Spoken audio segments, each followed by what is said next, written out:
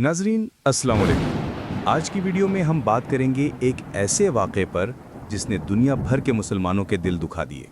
जी हाँ, हम बात कर रहे हैं अमरीकी सियासी उम्मीदवार वेलेंटीना गोमेज के उस वीडियो की जिसमें उसने खुलेआम कुरान पाक को आग के शोलों में जला डाला।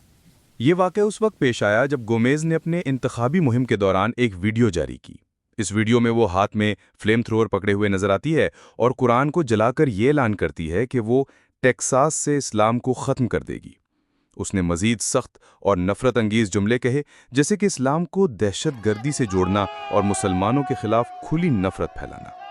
नाजरीन, कुरान जलाने जैसा अमल सिर्फ मुसलमानों के लिए नहीं बल्कि दुनिया भर के अमन पसंद इंसानों के लिए एक इंतहाई इश्तियाल अंगेज़ और ख़तरनाक रवैया है, जिस पर दुनिया भर से शदीद रद्द-ए-अमल सामने आया।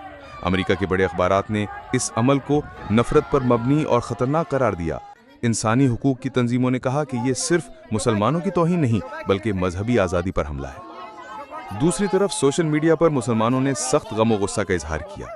बहुत से लोगों ने यह सवाल उठाया कि अगर यही हरकत किसी दूसरे मजहब की मुकद्दस किताब के साथ की जाती तो क्या दुनिया खामोश रहती।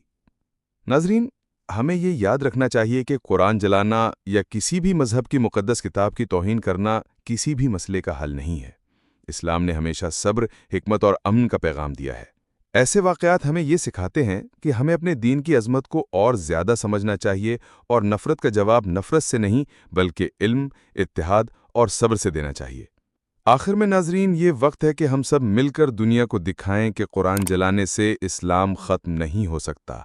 इस्लाम क़यामत तक कायम रहने वाला दीन है और अल्लाह ताला खुद इसकी हिफाजत करने वाला है।